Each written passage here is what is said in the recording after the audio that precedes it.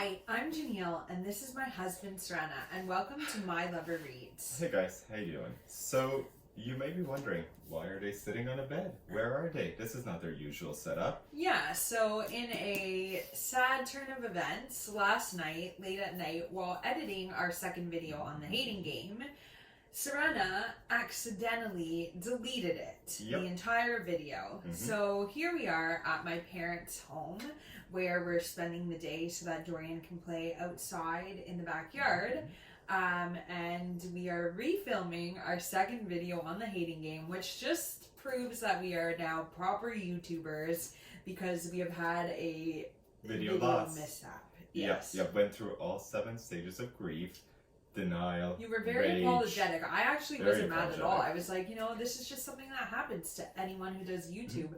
But you were quite upset at 2:30 in the morning. Yeah.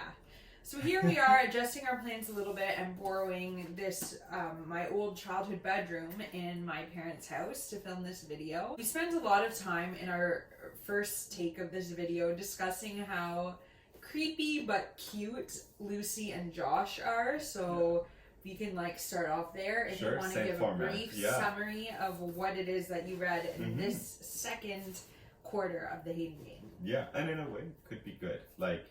Maybe there's going to be more things that we're prompted to discuss that we didn't get a chance to think about the first time. For example. I'll let you know if you come across any. Okay. So what happened in this first? So in the second quarter of the book that I read this week, it's actually last time we left off where Josh and Lucy were both at the paintball. There Lucy got shot a lot because there was one dude that they were playing with who was basically just got a chance and just unloaded the whole clip, I guess, on her. Yeah. I don't know, his whole Because thing he of plays paintballs. video games. Yeah, and Josh is like, hey man, you really hurt her. And the guy's like, okay, well you're huge, I'm sorry. I play video games, apologies. So after that, she wasn't feeling so great. And it was very much established that this is odd. It's not just because she got shot with paintball. Something is wrong with her. So he's like, here, let me help you get home and whatnot and see if I can take care of you. And she essentially almost passes out because she has a fever and everything. She's feeling horrible. Right? Yeah, he figures out eventually. They figure out that it was random. food poisoning. It's random. Honestly, I don't think it's that random. Because anytime she describes her fridge or eating habits, this is probably a once a week occurrence for Lucy. Yeah, okay. This is pretty common. Yeah. I would imagine. But so he's there taking care of her. Josh. And then she wakes up halfway through the day or night, or when she doesn't have a good concept of time at this point. She ends up waking up and seeing this other guy there who looks a lot like Josh. It turns out it's Josh's brother, who is a doctor, that Josh called over in the middle of the night, being like, hey, get over here, I have someone who isn't feeling great. Patrick. His name is Patrick, yes. Yeah. So he's there, helping her out. And she comes in and she's kind of in and out of it, and she's just in it enough to hear 2 pieces of key information throughout this. One is that Patrick makes a comment about how hey, telling Josh you did everything right. She could have been in a much worse situation if you weren't here. You would have made a really good doctor, which Josh seems almost annoyed by the comment, and he just kind of brushes it off. She's kind of out again, comes back to it, and catches another bit of the conversation where Josh is saying, or Patrick is telling Josh, hey, are you gonna make it to my wedding, or are you gonna is the invite gonna get lost again, like it did for I guess the engagement party or something like that. And through more context, you learn that it's most likely because the person that Patrick is getting married to is Josh's ex, and the whole family loves her, couldn't be more happy about it, but at the same time, and the whole family is also upset that he's not a doctor, so I can imagine it's a pretty uncomfortable environment to be in. So rightfully so, he's not super jazzed, but he's in this awkward spot where he's asking for a favor too, so he's like, okay, yes, fine, I'll be there. And then he's like, oh, so you can bring Lucy, of course. And he's like, no, we're just working together. And Patrick's like, yeah, sure, buddy. You're bringing her, obviously, but anyways, you're welcome to. And then he leaves. She comes to it some more, a bit more time passes, and she realizes that she's wearing her Sleepy Saurus pajama t-shirt. And which was not what she was wearing. Which is a huge... The Sleepy Saurus pajama t-shirt is a big deal for fans of the hating game, and if it's not in the movie, I feel there's gonna be some protest. I feel the two little details that people will want to see in the movie and that I've just seen pop up here and there in comments and stuff online. It's the flamethrower lipstick. Yeah, red lipstick. And then the Sleepy Saurus pajama shirt. Yeah. Yeah. So essentially. And hopefully lots of strawberries. Does she like strawberries? Is that a thing? Have I missed she this? She lives on like a strawberry farm, and he calls her shortcake, strawberry shortcake. Makes sense. But yeah, so she wakes up, she's feeling super embarrassed and a little bit uncomfortable, but also like in a way like a little bit like kind of amazed that he took care of her. He took care of her and she's glad they kind of got to spend this weird time together, but also feeling a little uneasy. So that whole scene ends essentially, and the next big part of this portion of the book is that she goes on like one final date with Danny, the other guy who was trying to like court her. And they go on a date, and a big like make it or break date for her to like really gauge him a bit better compared to like how she's feeling for Josh and like how exactly they have. Yeah, and essentially at the end of the date basically they kiss and he is like, and they both from like both sides essentially just feel like no, it was very lackluster, very boring.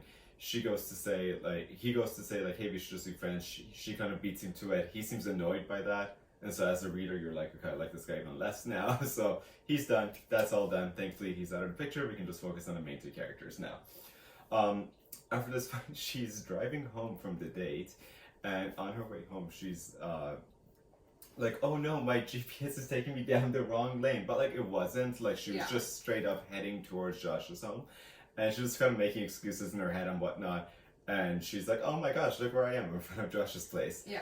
So then she just kind of... this is where we got into our whole discussion of how they're creepy but cute. Mm-hmm. Because we talked about how, who would do that in real life? Like, not since high school, I don't think, have either of us walked or driven by the house of our crush.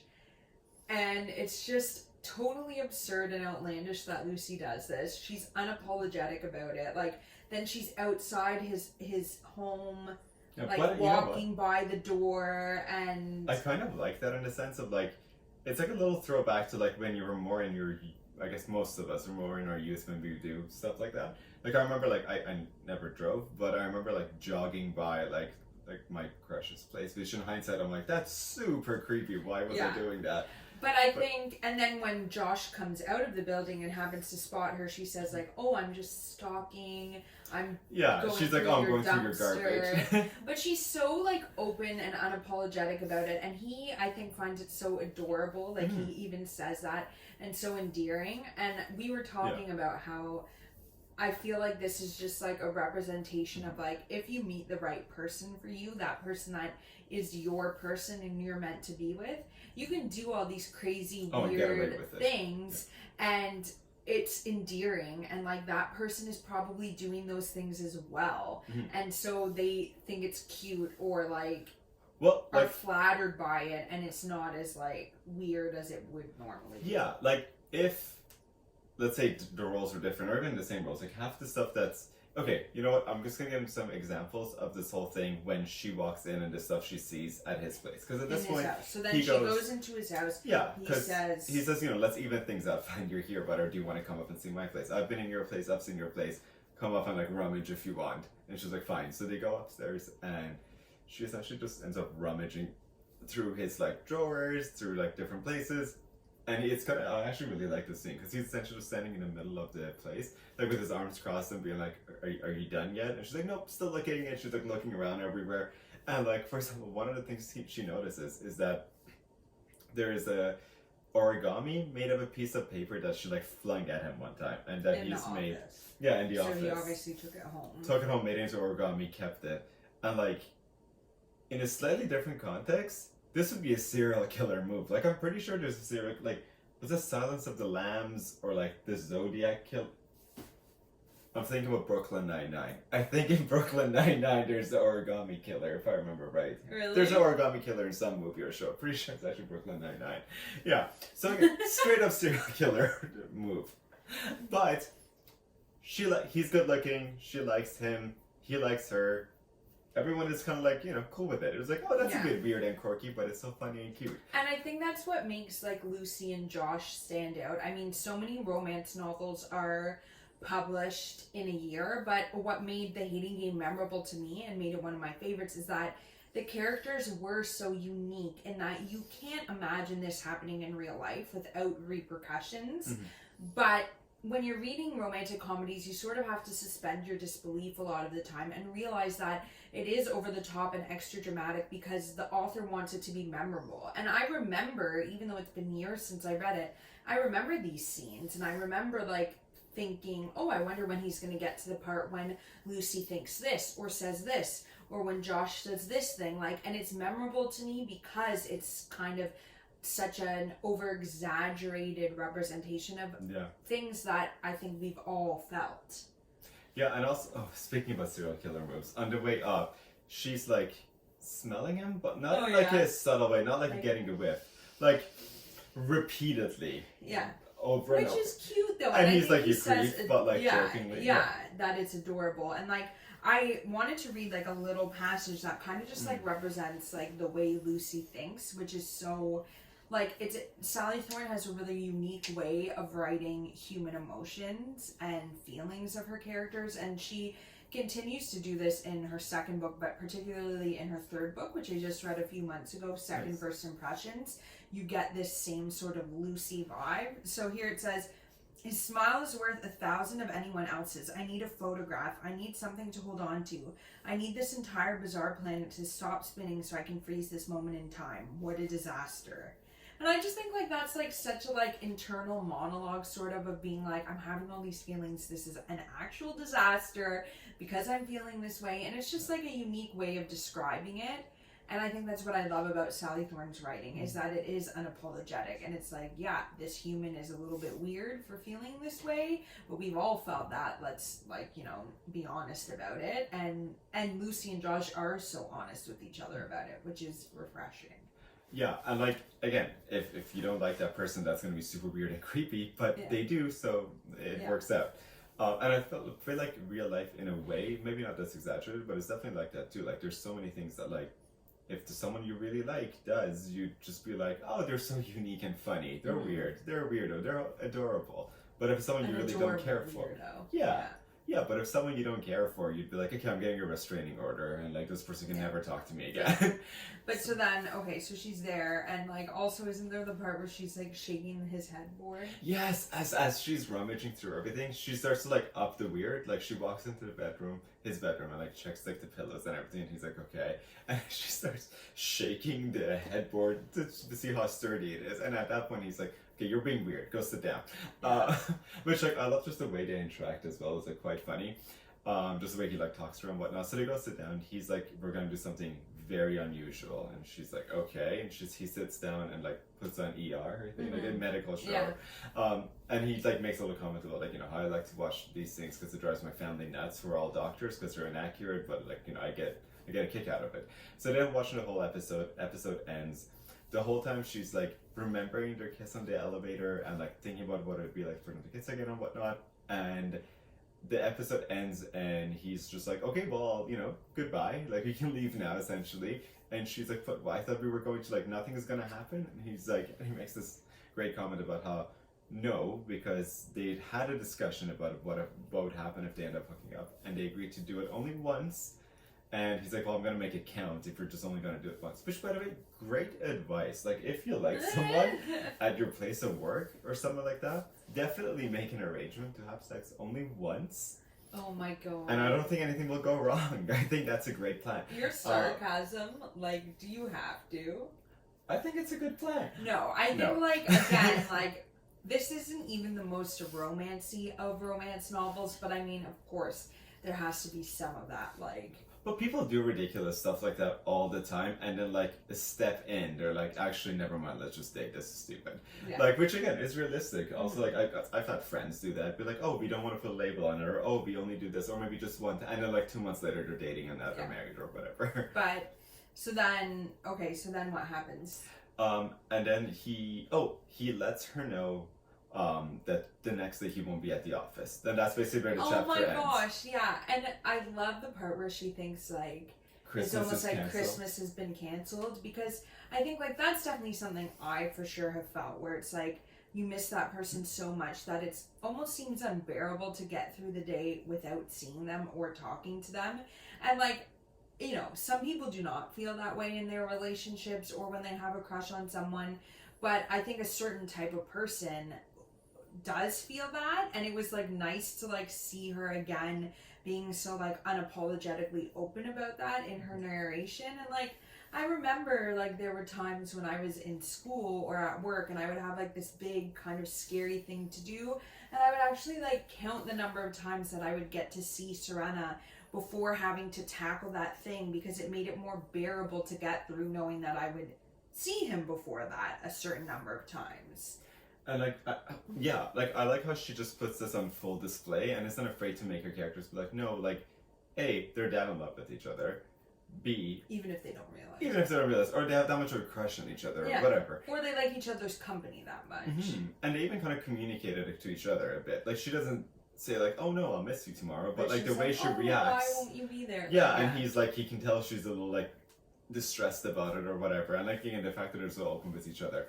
And like, I don't know, I feel like a lot of people might say, you know, like, oh, that's actually not a great example because everyone should be like all happy and fulfilled on their own completely without needing someone else. And then you can begin to look for a relationship, because you have to like be comfortable with yourself first. Like, true to an extent, but also like we're all like a lot. If that's your personality type, power to you. Great, good for you. That's amazing. I can't even imagine that. But I feel like there's a lot of people out there at the same time who really do need like connection with other people, and I'm sure to this feel pandemic complete. has taught a lot of people that they are that way if they didn't even know it. Yeah, exactly. Yeah, like speaking about the pandemic, like right now, like it might seem ridiculous that she's like just seeing him. He's not gonna be there one day. Who cares? Why is she even upset about it? Okay, he's not there one day at work. But like right now, like we basically due to the pandemic, I'm working from home and whatnot, and we're basically seeing each other 24/7. Even now, like if I'm going to like, I don't know, like I'm leaving Janille and our toddler to go and like buy something real quick. I'm like walking quickly to get there and back, because I'm like, it's weird without her. It's especially now that we've been spending so much time, it's even more weird that I'm like, why isn't she here? This is odd. This is strange. I want to go back. So like working together for what was 6 months, a year, but since the merger happened at their company, across the desk, and then they really have a crush on each other this whole time too. And you spend so much time at work, so much of your life you spend there. Like, Excuse me. Oh, good, we've been vaccinated. It's all good. It's something in my throat. But yeah. So again, I like that she's not afraid to like put that on full display. I really enjoy that about her writing. How like unashamedly they like express stuff like this to each other and feel this way. So yeah. And so okay, so final little, like, you've covered a lot there of like what you liked and whatever, but final little question is, what do you think is going to happen in the next quarter that you're going to read? Yeah. Well, did I get through all my likes and yeah, I think that we usually do like a little summary of what we've read so far, and then like likes and dislikes. I think I essentially covered all of it. Dislikes was, I guess, just like the extent of the creepiness, like the sniffing or even the origami. I thought it was a bit much, but whatever. It's fine. It's cute. It's meant to be exaggerated. To be over the top, that's okay. And just the likes, like I still just like really like honestly the way Sally Thorne writes like people's like thoughts and whatnot, like particularly Lucy's. So I really appreciate it. Yeah, and it's just funny. Like it's just a little bit of a ridiculous book, and as I think it's meant to be, and it's hilarious. So I'm enjoying that. In terms of what's gonna happen next, okay. So the theory that I mentioned the first time we tried to film this video before I deleted it was, I'm really hoping like so he's gonna be gone the next day. I'm sure it's for a good reason, otherwise it wouldn't have been written in there for fun. So I'm thinking maybe she'll be like driving by or something. And also, we're also halfway through the book right now. So this is a good time for a conflict. Oh, we need a huge drama. Yeah, we need a big drama llama to just come stomping in, basically. Because we just got rid of Danny. And Danny wasn't that much of drama. Like, Danny was like, whatever. So we need another big drama. So I'm thinking maybe she's like driving by or something, or like driving to work and sees him like meeting with either both their bosses or her boss or his own boss or something. And she thinks, like, from her perspective, she's like, oh, he was a cold-hearted snake. I knew it. Like, he's doing this behind my back to, like, get it one up on me. But really, from his perspective, he's trying to either, like, get her the job or angle himself out or something like that so that they can actually pursue a relationship. But in the meanwhile, she'll think, like, oh, no, he's going behind my back. So that's my prediction. Potentially. Yeah. Okay, well... And I think that brings us to the end. Of take 2. So, okay, well, all will be revealed next week, I guess. And yeah, thank you for sticking around and watching this video. And if you liked it, please feel free to like and subscribe and comment. We love hearing comments, and like, I love gushing about the books that I love and even the ones I hate. So we are in quarantine, so we're just hungry for like human interaction. So like message us, comment, whatever. Let's chat about the books. Yeah, so. And thank you for watching, and we'll see you next week. Bye. Bye, guys.